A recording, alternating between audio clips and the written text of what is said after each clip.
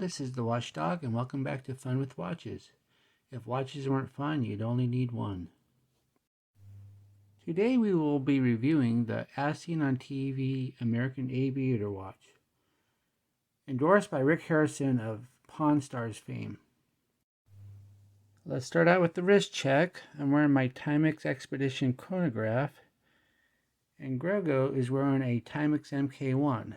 Today is Tuesday, so we're doing Timex Tuesday.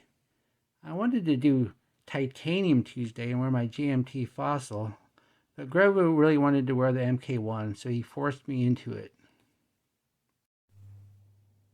I already did an unboxing video, so I did not put it back in the box just to take it out again, but I figured I'd show you the box in case you missed my video. There it is with a few fake signatures on it, and there's Rick's face. A little tag where I ripped the box open, trying to cut it open. Since this is an As Seen on TV watch, there was a commercial for this watch. I never saw the commercial because I stream most of my television and the commercial was only broadcast on live TV. But if you go to YouTube right now, you can see the commercial. This watch has been out for over 5 years since it came out in 2015, the 70th anniversary of the end of World War II.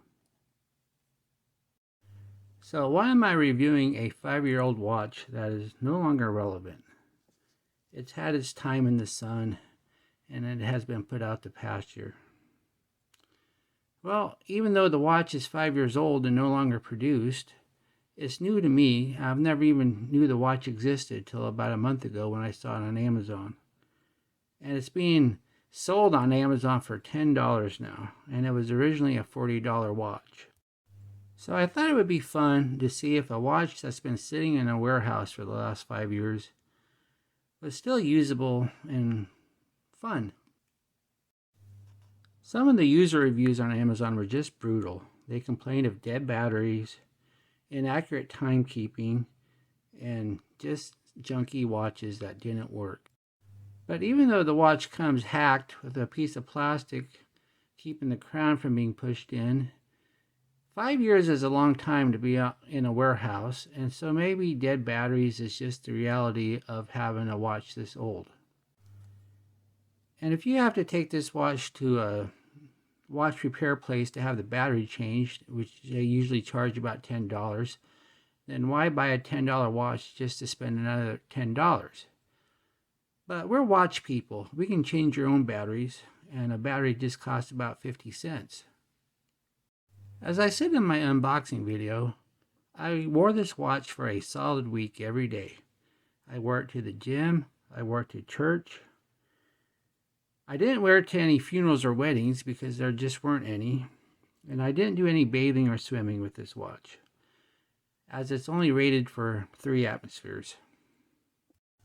In case you're worried about the authenticity of your $10 watch, the watch comes with an authenticity certificate. Here it is.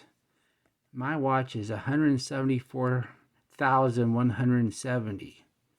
That means there's at least 175,000 of these watches out there, which is a pretty big production run. But look at this example certificate on the back of the box. It says 880,880. So that means there's almost 1 million of these. So I bet there's lots and lots of them in the Amazon warehouse right now. You can see the vibe they're going for. They want it to look like a watch that you would take into Rick's pawn shop and say, "Rick, my grandfather used to wear this watch while flying P-51 Mustangs escorting B-17 bombers over Europe." And Rick would look at it and say, "Well, let me get my watch guy out to take a look at it." And Rick's watch guy would say, "Well, if your grandfather wore this watch, he wasn't flying no P-51 Mustang. He was flying an ME-109 or an FW-190 because this is a German design. Namely, it's a Flieger Type B watch, which has the minute markers on the outer face and the hour markers on the inner face. There were no American watches of this design during the war." So why is this watch called an American Aviator when it's of a very famous German design? It even has an American flag on the case back.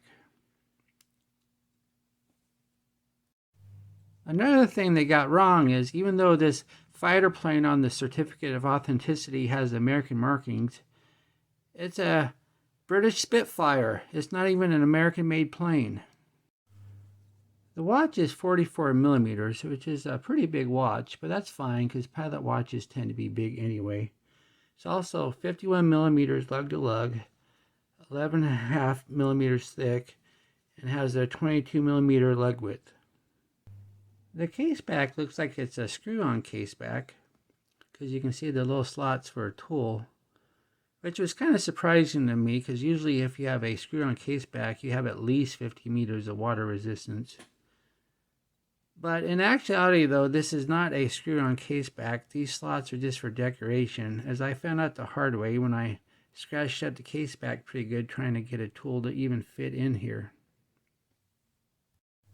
Then I noticed the little slots right here to open the case with a pry bar, which is how I ended up opening it.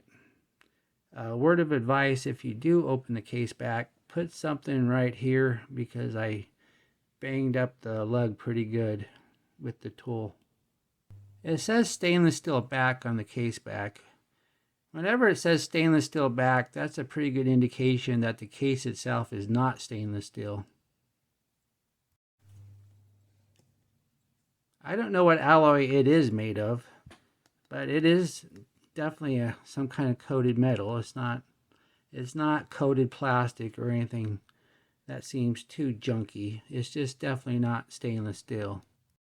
Also, when I did remove the case back, I had to put it back on using a watch press. I couldn't snap it back in with my thumbs. It took a lot of pressure. The watch strap is nylon and it seems sturdily built. Doesn't seem flimsy or anything. The lining does not say leather, so I doubt if it's real leather. But I wore this watch to the gym several times and I sweat quite a bit, and this lining was never irritating and it seemed to absorb the sweat just fine.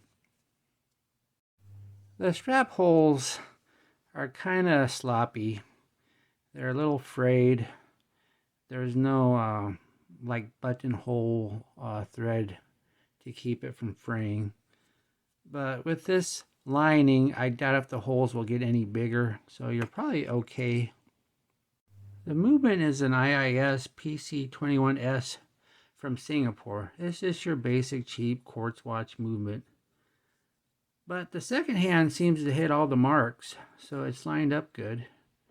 And even though there were many complaints about it being inaccurate, I've noticed it not losing any or gaining any seconds since I set it.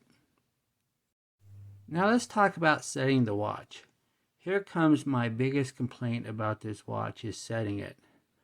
The watch hacks, which is a good thing, but when you go ahead and move the minute hand, it jumps all over the place. The movement is really loose. And watch this.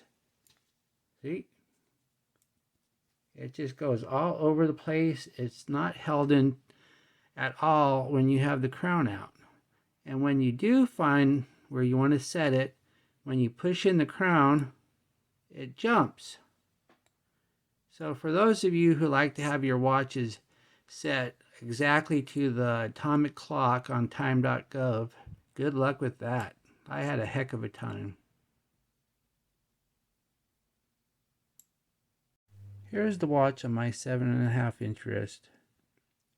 Seems to fit just fine. Once again, 44 millimeters is a little large, but it's not a very tall watch, and it's not heavy at all. Let's check out the lume. Let's give it a good zap with the UV flashlight. And there it is. The hand lume is exceptionally good. In fact, it's some of the best lume I have on any of my watches. The face lume, though, is not so much. In fact, the face lume fades rather quickly. I didn't even know that it had face lume until I zapped it with my UV flashlight. The hands, however, last a very long time. In fact, when I get up in the morning and just use the bathroom, just the light from the bathroom is enough to charge the hands. Being a military themed watch, I thought it would look nice on some NATO straps. So I bought a few military flat straps from Amazon. Here it is on a khaki strap. There it is on my wrist. I think it looks pretty nice with the khaki. Here it is on a black NATO. And here it is on vintage leather. I think that looks nice.